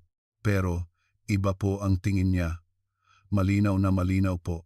Tiningnan niya ako at tinanong kung ako ba yung caregiver. Papunta na ako diyan. Huwag na huwag ninyo siyang patutulugin ulit. Kausapin ninyo lang siya. Pagkababa ng telepono, dali-daling nagbihis si Marco at tinawagan si Leo. Leo, gising! Sa Home for the Aged tayo. Dumating na ang lucid interval. Tawagan mo na rin si Dr. Solis. Pumunta ka na agad. Alas 5 ng umaga, sa room 302 ng tahanan ng Pag-asa, humihingal na dumating sina Marco, Leo at Dr. Solis. Dahan-dahang binuksan ni Gina ang pinto. Gising pa po siya. Pasok po kayo. Maingat na pumasok ang tatlo sa silid. Si Pedro ay nakasandal sa kama, nakatingin sa bukang liwayway sa bintana. Ang kanyang mga mata, na dati malabo, ay ngayon ay malamig at malinaw. Unang lumapit si Dr. Solis. Lolo, kilala niyo po ba ako? Dahan-dahang lumingon si Pedro at tinitigan si Dr. Solis. Doktora, hindi ba? Nakaputi ka. Opo. Alam niyo po ba kung anong petsa ngayon? Nobyembre na. Hindi ko alam ang eksaktong araw, pero lumalamig na. Lumingon si Dr. Solis kay Marco at bahagyang tumango. Malinaw ang isip niya. Pwede na siyang interogahin. Umupo si Marco sa upuan sa tabi ng kama. Mula sa kanyang bag, kinuha niya ang kopya ng diary na nakabalot sa plastik at ipinakita kay Pedro. Lolo, kilala niyo po ba to? Natigilan ang tingin ni Pedro sa diary. Biglang nanginig ang kanyang mga kulubot na kamay. Saan? Saan galing yan? Diary po ng manugang ninyong si Maria Santos. Natagpuan kasama ng mga buto niya sa ilalim ng semento sa kulungan ng Kalabaw. Naging kulay abo ang mukha ni Pedro. Hindi pinalampas ni Marco ang pagkakataon at mahina ngunit may diin na nagtanong. Ano po ang nangyari sa bukid noong gabi ng Oktubre 3, 1997? Dumating po ang anak ninyong si Jose, hindi po ba? Ang mga mata ni Pedro ay nagsimulang mapuno ng takot. Nanginginig ang kamay na hinawakan niya ang kanyang noo at bumulong. Si Joey, walang alam si Joey. Wala siyang alam. Lumapit pa si Marco, walang alam si Joey? Kung ganoon, sino po ang gumawa? Sino po ang naglibing sa manugang ninyo doon? Nanginginig ang mga labi ni Pedro, lumunok, at nagsalita. Ako, ako, ako, ako ang gumawa. Pagkasabi niya noon, biglang lumabo ang mga mata ni Pedro. Para siyang isang ilaw na biglang namatay. Nawala ang kislap ng katinuan. Mabilis na lumapit si Dr. Solis at chinek ang kanyang pulso. Lolo, naririnig niyo po ba ako? Ang ulo ni Pedro ay walang lakas na tumagilid. Ang kanyang mga mata ay muling naging blanko, nakatingin sa kawalan. Bumabalik na siya sa pagkalito. Hindi na natin siya makakausap, sarado na ulit. Tumayo si Marco at huminga ng malalim. Si Leo sa tabi niya ay nanginginig sa excitement. Sir, narinig niyo po yon? Walang alam si Joey. Ako ang gumawa. Umamin po siya. Tumango si Marco. Ang kanyang mga labi ay mariing nakatikom. Si Pedro ang pumatay. Dumating lang ang anak para tumulong sa pagtatago ng bangkay. Maaari po ba nating gamitin ang salaysay na yon para kasuhan siya kahit bumalik na siya sa pagiging ulyanin? Salaysay ng isang pasyenteng may demensya, mahirap tanggapin bilang ebidensya sa korte. Pero sapat na ito para pabagsakin si Jose. Lumabas si Marco sa silid at nag-utos. Ipatawag ulit si Jose. Ipakita mo ang video ng pag-amin ng tatay niya at ang diary. Tapusin na natin to. Sumunod si Leo at nagtanong, sa tingin niyo po, magsasalita na siya ngayon? Kahit sinabi na ng tatay niya na siya ang gumawa. Huminto si Marco at lumingon. Puno ng kumpiyansa ang kanyang mga mata. Direktang sinabi ng tatay niya, ako ang gumawa. Bilang anak, wala na siyang dahilan para itago ang tatay niya. Gumuho na ang pader na itinayo niya dahil sa pagiging isang mabuting anak. Nobyembre 24 hapon, sa interrogation room ng San Jose City Police, ang hangin ay parang bakal sa bigat. Muling nakaupo si Jose sa silya, mas payat kaysa 10 araw na nakalipas, para siyang isang anino na lang. Tahimik na inilapag ni Marco ang isang laptop sa mesa at iniharap kay Jose. Jose, may ipapakita ako sa iyo. Sa screen, lumabas ang video ni Pedro de la Cruz sa kanyang silid sa Home for the Aged. Pautal-utal ang salita ng matanda, ngunit malinaw ang mensahe. Si Joey. Walang alam si Joey. Ako ang gumawa. Biglang namutla si Jose na parang papel. Ang kanyang mga kamay na nakapatong sa kanyang mga hita ay hindi mapigilang manginig. Pinatay ni Marco ang video at inilapag ang isa pang dokumento sa harap ni Jose. Ito ang diary ng asawa mo, natagpuan sa ilalim ng semento sa kulungan ng Kalabaw, kasama ng mga buto niya. Nanginginig na kinuha ni Jose ang mga papel. Ang kanyang mga balisang mata ay mabilis na nagbasa.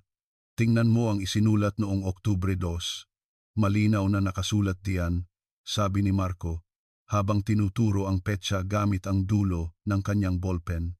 Tumawag si Joey. Natanggap na raw niya ang sulat. Sabi niya, uuwi siya bukas. Yan ang nakasulat. Sabi mo, umuwi ka dahil sa tawag ng tatay mo. Kasinungalingan yon. Umuwi ka dahil sa sulat ng asawa mo na nakikipaghiwalay. Ikaw ang tumawag sa kanya para sabihing uuwi ka. Huminga ng malalim si Jose at yumuko. Sandaling katahimikan ang muling bumalot sa silid. Inusog ni Marco ang kanyang upuan hanggang sa halos magdikit na sila ni Jose. Alam na namin na hindi ikaw ang pumatay sa asawa mo. Umamin na ang tatay mo sa video. Pero kailangan mong sabihin kung ano ang nakita mo noong gabing iyon at kung bakit ka nanahimik sa loob ng 5 taon. Sumingit si Leo. Ang boses ay puno ng awa. Malala na ang demensya ng tatay mo. Kahit gusto mo siyang protektahan, hindi na pwede. Ibaba mo na ang pasan mo. Ang balikat ni Jose ay nagsimulang manginig at narinig ang kanyang mga hikbi. Matapos ang matagal na pagpipigil, sa wakas ay nagsalita siya. Natanggap ko po ang sulat. Kailan? Oktubre 2 po.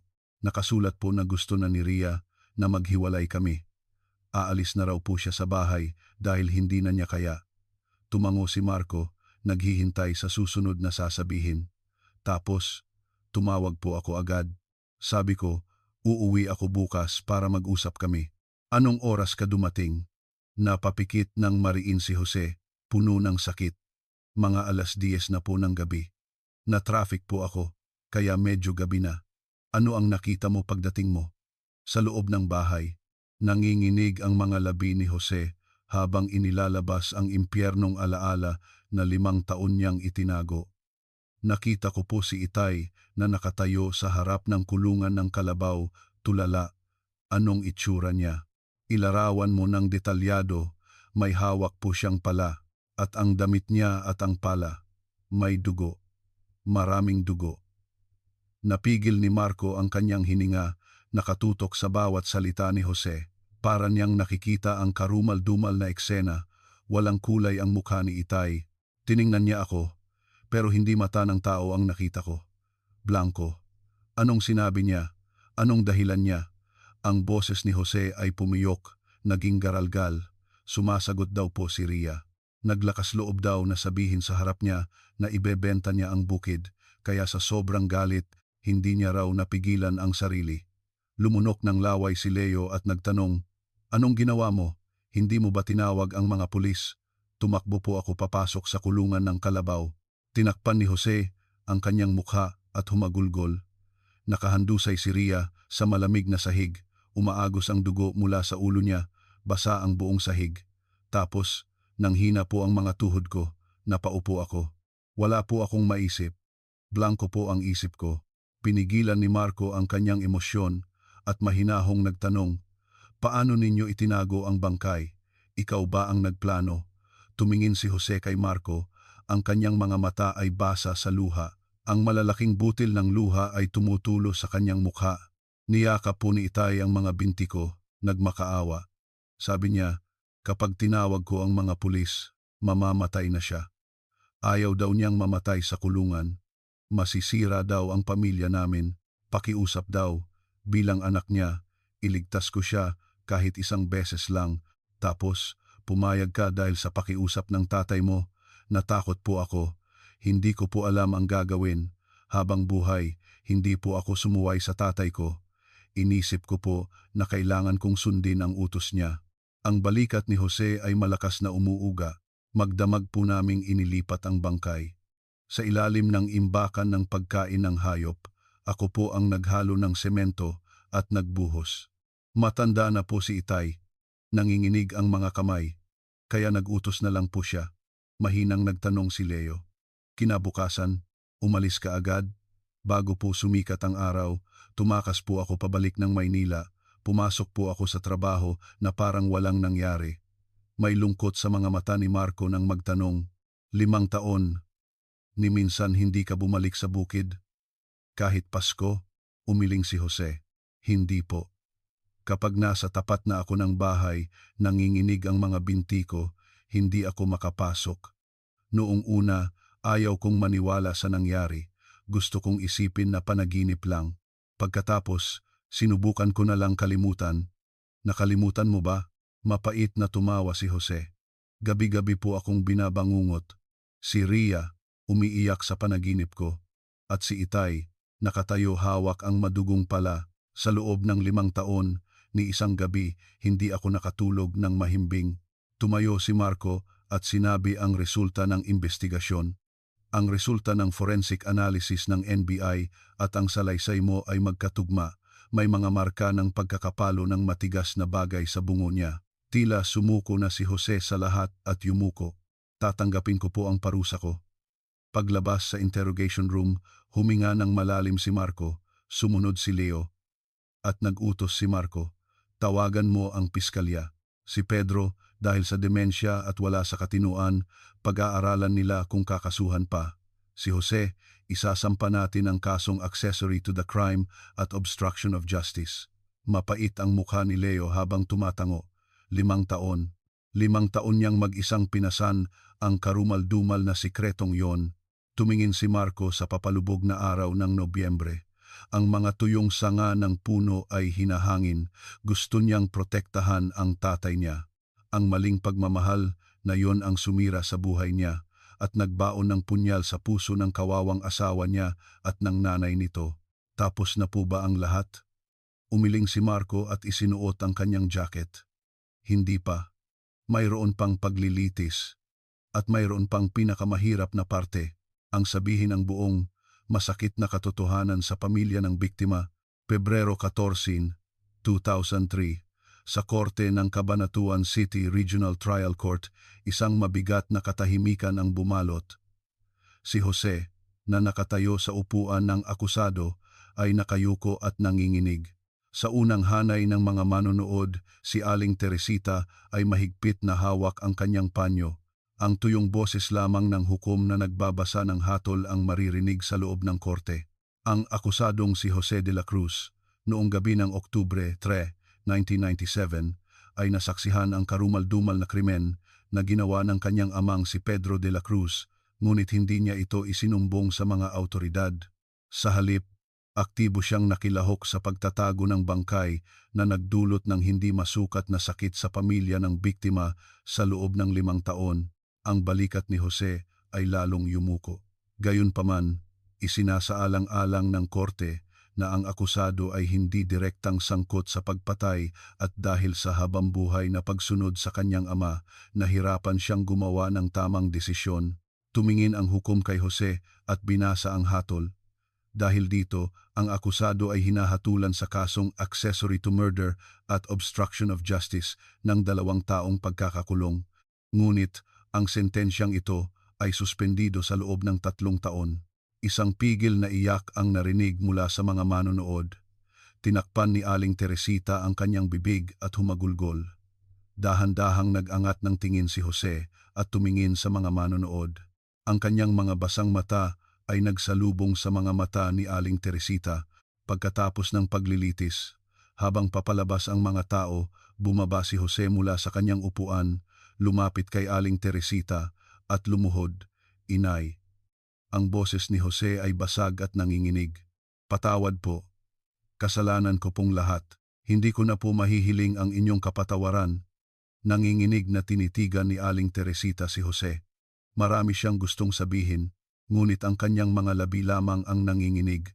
Matapos ang matagal na pagtitig, tumalikod siya. Paika-ikang lumabas siya ng korte. Isang reporter mula sa lokal na diaryo ang maingat na nag-abot ng mikropono. Aling Teresita, ano po ang nararamdaman ninyo? Pwede po bang magbigay ng pahayag? Huminto si Aling Teresita at tumingin sa kawalan. Gusto ko sanang itanong sa kanya kung paano niya naatim na kumain sa loob ng 5 taon habang ang anak ko ay nasa ilalim ng malamig na semento. Ang kanyang boses ay basag. Tuwing may okasyon, ni hindi ko man lang siya na ipaghain ng pagkain, gabi-gabi akong umiiyak sa sama ng loob. Yon ang pinakamasakit. Yon ang pinakamatinding hinanakit ko.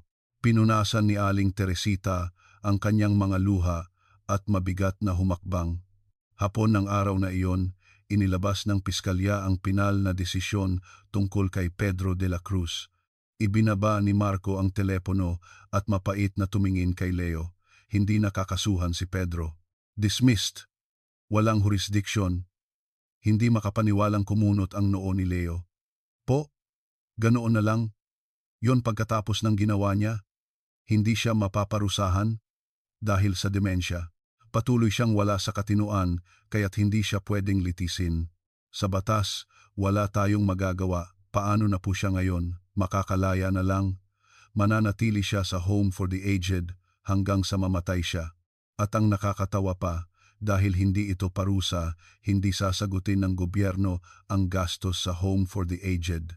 Ang pamilya niyang si Jose ang magbabayad ng lahat. Mula sa pagiging construction worker habang naka-probation? Oo. Magtatrabaho siya ng husto para bayaran ang home for the aged ng tatay niya. Siguro, yan na ang kapalaran niya. Tumingin si Leo sa labas at huminga ng malalim. Nakakatawa nga ang mundo. Pinrotektahan niya ang tatay niya, nasira ang buhay niya, at ngayon magtatrabaho siya para sa diaper ng tatay niya. Ano ba talaga ang pagmamahal sa magulang?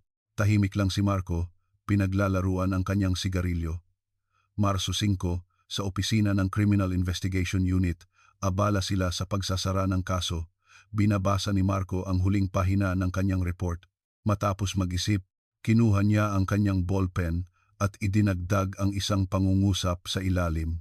Humingi kami ng paumanhin at taos-pusong nagsisisi sa pamilya ng biktima dahil sa aming pagkukulang sa investigasyon noong 1997 kung saan agad naming isinara ang kaso bilang paglalayas. Lumapit si Leo na may dalang kape at nabasa ang pangungusap. Sir, kailangan po ba talagang isulat yan? Magagalit po ang mga nasa taas. Kailangan. Kung inimbestigahan lang natin ng pulisya ng maayos noon, hindi sana aabutin ng 5 taon. Ang nakakahiya ay nakakahiya. Isinara ni Marco ang report at kinuha ang telepono. Kailangan kong sabihin kay Captain Benitez. Ilang ring pa lang, isang malalim na boses ang sumagot. Hello, Kapitan, si Marco po ito. Ang kaso ni Maria Santos. Sarado na po ngayon. Isang mahabang buntong hininga ang narinig sa kabilang linya.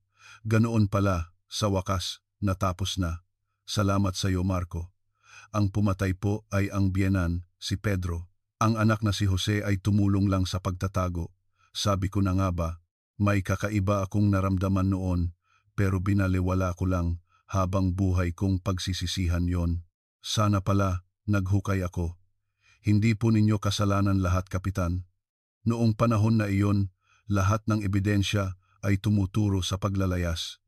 Hindi, ang isang investigador, hindi dapat nagdadahilan. 5 taon ang lumipas, malaki ang kasalanan ko. Pagkababa ng telepono, sumandal si Marco sa kanyang upuan at napapikit. Marso 7, umaga, isang hindi inaasahang bisita ang dumating sa presinto. Ang kapitan ng barangay, si Ruben, ay nahihiyang pumasok sa opisina. Anong maipaglilingkod ko? Tumayo si Marco para salubungin siya. Inalis ni Ruben ang kanyang lumang sombrero at nahihiyang ngumiti. Yung anonymous na sulat po. Ako po ang nagpadala noon. Nanlaki ang mga mata ni Marco. Kayo po pala? Bakit po kayo naparito? Narinig ko po kasing tapos na ang kaso. Wala na pong dahilan para magtago kaya po ako naparito. Bakit po anonymous? Kung sinabi niyo po agad, mas napabilis sana ang investigasyon. Umupo si Ruben at huminga ng malalim. 5 taon po akong naghinala, pero wala po akong pruweba. At si Tata Pedro, hindi po biro ang ugali noon. Baka kung anong gawin sa akin kapag nagsalita ako. Alam niyo naman po sa probinsya, maliit lang ang mundo. Pero bakit po ngayon lang kayo nagsalita? Narinig ko pong nasa home for the aged na si Tata Pedro. May demensya na raw po.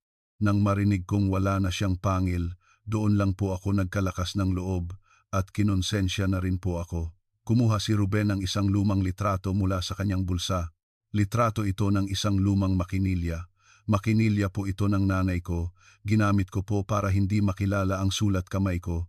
Napanood ko lang po sa pelikula. Kinuha ni Marco ang litrato at napangiti.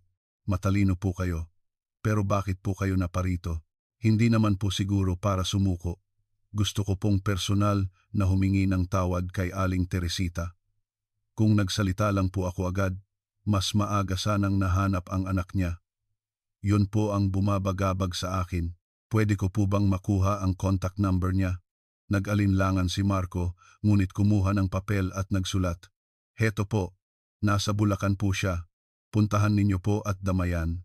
Isang maaliwalas na araw ng Abril, sa isang burol sa Bulacan, si Aling Teresita ay maingat na yakap ang isang maliit na urna habang paakyat. Ang mainit na hangin ng tagsibol ay marahang humahaplos sa kanyang itim na palda. Sa isang maaraw na lugar, sa harap ng isang lumang puntod, ibinaba niya ang urna. Lumuhod si Aling Teresita at nanginginig na hinaplos ang urna. Ria, anak, ang kanyang boses ay tinangay ng hangin. Nasa bahay ka na. Pagkatapos ng 5 taon, nasa yakap ka na ulit ni inay. Habang idinidikit niya ang kanyang pisngi sa urna, walang tigil na tumutulo ang kanyang mga luha. Sa dilim, mag-isa, gaano ka katakot at kalamig. Patawarin mo si inay kung nahuli ako. Kumuha si Aling Teresita ng isang dakot na lupa at isinaboy sa ibabaw ng urna. Dito ka na lang sa tabi ni inay. Huwag ka nang aalis. Hindi na kita papakawalan. Sa ibaba ng burol, isang itim na sasakyan ang tahimik na nakaparada. Nakasandal si Marco sa pinto ng sasakyan, pinapanood ang maliit na pamamaalam sa di kalayuan. Akmang kukuha ng sigarilyo, ngunit ibinalik niya ito. Matapos ang matagal na panonood, yumuko siya bilang paggalang. Pagkatapos, tahimik siyang sumakay sa sasakyan at pinaandar ito. Hapon ng araw na iyon, sa lounge ng tahanan ng Pag-asa, si Pedro ay nakaupo sa tabi ng bintana. Ang kanyang mga mata ay nakatingin sa malayo, walang pokus. Lumapit ang caregiver na si Gina na may dalang merienda. Lolo, merienda po kayo. Paborito ninyong tinapay. Dahan-dahang lumingon si Pedro. Sandali niyang tinitigan ang mukha ni Gina. Biglang, ang malabo niyang mga mata ay kumislap ng kakaiba. Patawad. Napahinto si Gina. Po, ano po ang sabi ninyo? Patawad. Ako. Ilang beses pang gumalaw ang mga labi ni Pedro, ngunit wala nang lumabas na tunog. Kung ang paghingi ng tawad na iyon ay para sa kawawang manugang niyang si Ria o isang walang kahulugang bulong lamang ng kanyang sirang isip, walang sinumang makakaalam. Muling lumingon si Pedro at tumitig sa kawalan, tag-init ng 2003. Ang dating bukid ni Pedro de la Cruz ay naibenta na ng munisipyo. Sa lupang may bagong may-ari, dumating ang taglagas.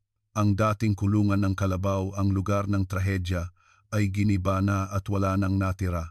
Sa bakanting lupa, ang mga pulang dahon na lang ang malungkot na nagkalat. Tanging ang tunog ng hangin ang dumadaan na para bang ikinukwento ang bigat ng isang trahedyang matagal nang nakabaon. Pebrero 4, 2003, sa korte ng Cabanatuan City Regional Trial Court, isang mabigat na katahimikan ang bumalot. Si Jose, na nakatayo sa upuan ng akusado, ay nakayuko at nanginginig. Sa unang hanay ng mga manonood, si Aling Teresita ay mahigpit na hawak ang kanyang panyo. Ang tuyong boses lamang ng hukom na nagbabasa ng hatol ang maririnig sa loob ng korte. Ang akusadong si Jose de la Cruz, noong gabi ng Oktubre 3, 1997, ay nasaksihan ang karumal-dumal na krimen na ginawa ng kanyang amang si Pedro de la Cruz, ngunit hindi niya ito isinumbong sa mga awtoridad. Sa halip, aktibo siyang nakilahok sa pagtatago ng bangkay na nagdulot ng hindi masukat na sakit sa pamilya ng biktima sa loob ng 5 taon. Ang balikat ni Jose ay lalong yumuko. Gayunpaman, isinasaalang-alang ng korte na ang akusado ay hindi direktang sangkot sa pagpatay at dahil sa habambuhay na pagsunod sa kanyang ama, nahirapan siyang gumawa ng tamang desisyon. Tumingin ang hukom kay Jose at binasa ang hatol. Dahil dito, ang akusado ay hinahatulan sa kasong accessory to murder at obstruction of justice ng 2 taong pagkakakulong. Ngunit ang sentensyang ito ay suspendido sa loob ng 3 taon. Isang pigil na iyak ang narinig mula sa mga manonood. Tinakpan ni Aling Teresita ang kanyang bibig at humagulgol. Dahan-dahang nag-angat ng tingin si Jose at tumingin sa mga manonood.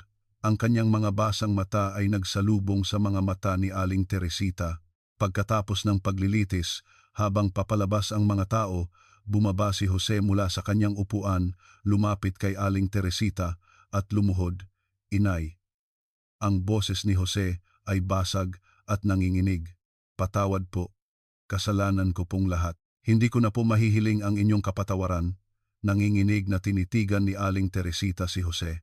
Marami siyang gustong sabihin, ngunit ang kanyang mga labi lamang ang nanginginig. Matapos ang matagal na pagtitig, tumalikod siya. Paika-ikang lumabas siya ng korte. Isang reporter mula sa lokal na diaryo ang maingat na nag-abot ng mikropono.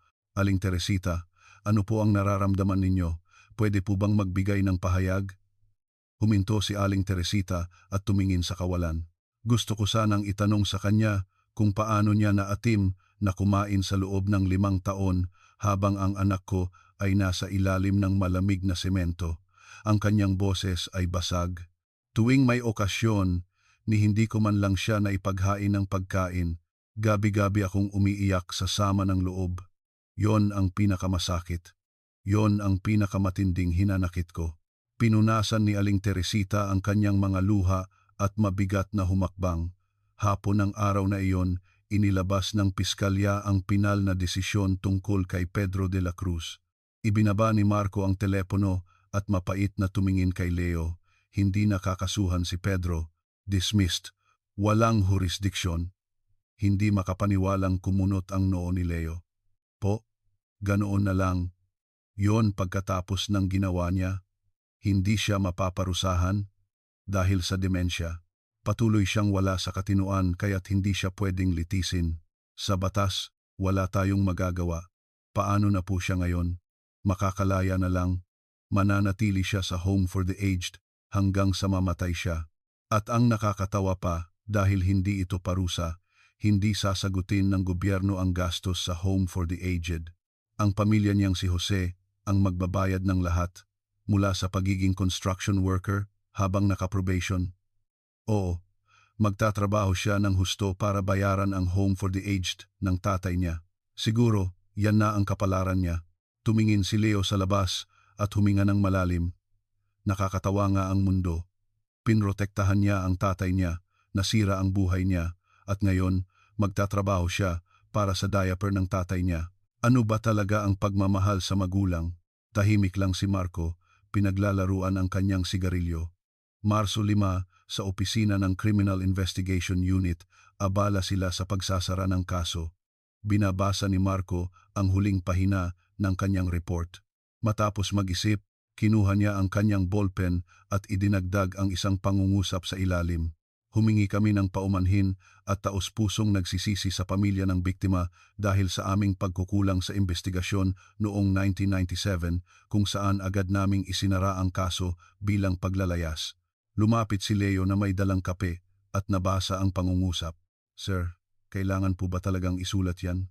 Magagalit po ang mga nasa taas. Kailangan. Kung inimbestigahan lang natin ng pulisya ng maayos noon, hindi sana aabutin ng 5 taon. Ang nakakahiya ay nakakahiya. Isinara ni Marco ang report at kinuha ang telepono. Kailangan kong sabihin kay Captain Benitez. Ilang ring pa lang, isang malalim na boses ang sumagot. Hello, Kapitan. Si Marco po ito. Ang kaso ni Maria Santos, sarado na po ngayon. Isang mahabang buntong hininga ang narinig sa kabilang linya. Ganoon pala. Sa wakas, natapos na. Salamat sa iyo, Marco. Ang pumatay po ay ang biyenan, si Pedro. Ang anak na si Jose ay tumulong lang sa pagtatago. Sabi ko na nga ba, may kakaiba akong naramdaman noon. Pero binaliwala ko lang. Habang buhay kong pagsisisihan yon. Sana pala, naghukay ako. Hindi po ninyo kasalanan lahat, Kapitan. Noong panahon na iyon, lahat ng ebidensya ay tumuturo sa paglalayas. Hindi. Ang isang investigador hindi dapat nagdadahilan. 5 taon ang lumipas. Malaki ang kasalanan ko. Pagkababa ng telepono, sumandal si Marco sa kanyang upuan at napapikit. Marso 7, umaga, isang hindi inaasahang bisita ang dumating sa presinto. Ang kapitan ng barangay, si Ruben, ay nahihiyang pumasok sa opisina. Anong maipaglilingkod ko? Tumayo si Marco para salubungin siya. Inalis ni Ruben ang kanyang lumang sombrero at nahihiyang ngumiti. Yung anonymous na sulat po. Ako po ang nagpadala noon. Nanlaki ang mga mata ni Marco. Kayo po pala?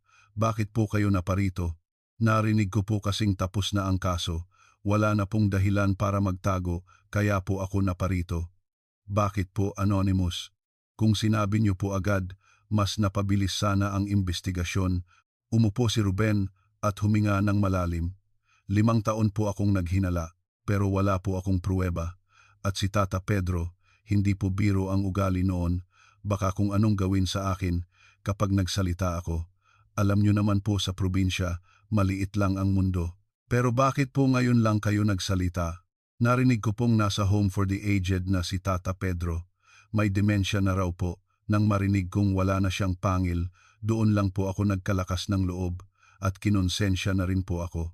Kumuha si Ruben ng isang lumang litrato mula sa kanyang bulsa. Litrato ito ng isang lumang makinilya. Makinilya po ito ng nanay ko. Ginamit ko po para hindi makilala ang sulat kamay ko. Napanood ko lang po sa pelikula. Kinuha ni Marco ang litrato at napangiti. Matalino po kayo. Pero bakit po kayo naparito? Hindi naman po siguro para sumuko. Gusto ko pong personal na humingi ng tawad kay Aling Teresita. Kung nagsalita lang po ako agad, mas maaga sanang nahanap ang anak niya. Yun po ang bumabagabag sa akin. Pwede ko po bang makuha ang contact number niya? Nag-alinlangan si Marco, ngunit kumuha ng papel at nagsulat. Heto po, nasa Bulacan po siya. Puntahan ninyo po at damayan. Isang maaliwalas na araw ng Abril, sa isang burol sa Bulacan, si Aling Teresita ay maingat na yakap ang isang maliit na urna habang paakyat. Ang mainit na hangin ng tagsibol ay marahang humahaplos sa kanyang itim na palda. Sa isang maaraw na lugar, sa harap ng isang lumang puntod, ibinaba niya ang urna. Lumuhod si Aling Teresita at nanginginig na hinaplos ang urna. Ria, anak, ang kanyang boses ay tinangay ng hangin. Nasa bahay ka na. Pagkatapos ng 5 taon, nasa yakap ka na ulit ni inay. Habang idinidikit niya ang kanyang pisngi sa urna, walang tigil na tumutulo ang kanyang mga luha. Giniginaw ka ba? Sa malamig na lupa, sa dilim, mag-isa, gaano ka katakot at kalamig. Patawarin mo si inay kung nahuli ako. Kumuha si Aling Teresita ng isang dakot na lupa at isinaboy sa ibabaw ng urna. Dito ka na lang sa tabi ni inay. Huwag ka na nga alis. Hindi na kita papakawalan. Sa ibaba ng burol, isang itim na sasakyan ang tahimik na nakaparada.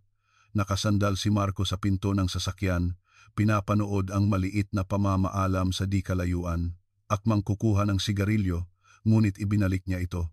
Matapos ang matagal na panonood, yumuko siya bilang paggalang. Pagkatapos, tahimik siyang sumakay sa sasakyan at pinaandar ito. Hapon ng araw na iyon, sa lounge ng tahanan ng Pag-asa, si Pedro ay nakaupo sa tabi ng bintana. Ang kanyang mga mata ay nakatingin sa malayo. Walang pokus. Lumapit ang caregiver na si Gina na may dalang merienda. Lolo, merienda po kayo. Paborito ninyong tinapay. Dahan-dahang lumingon si Pedro. Sandali niyang tinitigan ang mukha ni Gina. Biglang, ang malabo niyang mga mata ay kumislap ng kakaiba. Patawad. Napahinto si Gina. Po, ano po ang sabi ninyo? Patawad. Ako. Ilang beses pang gumalaw ang mga labi ni Pedro, ngunit wala nang lumabas na tunog. Kung ang paghingi ng tawad na iyon ay para sa kawawang manugang niyang si Ria o isang walang kahulugang bulong lamang ng kanyang sirang isip, walang sinumang makakaalam. Muling lumingon si Pedro at tumitig sa kawalan. Tag-init ng 2003. Ang dating bukid ni Pedro de la Cruz ay naibenta na ng munisipyo. Sa lupang may bagong may-ari, dumating ang Taglagas, ang dating kulungan ng Kalabaw, ang lugar ng trahedya, ay giniba na at wala nang natira. Sa bakanting lupa, ang mga pulang dahon na lang ang malungkot na nagkalat. Tanging ang tunog ng hangin ang dumadaan na parabang ikinukwento ang bigat ng isang trahedyang matagal nang nakabaon. Maraming salamat sa pagsama ninyo hanggang sa dulo ng kwento. Isang komento na salamat sa kwento ay malaking tulong na sa amin. Naway magkaroon din ng liwanag at kapayapaan ang inyong araw. Huwag kalimutang mag-subscribe at i-like ang video. Salamat.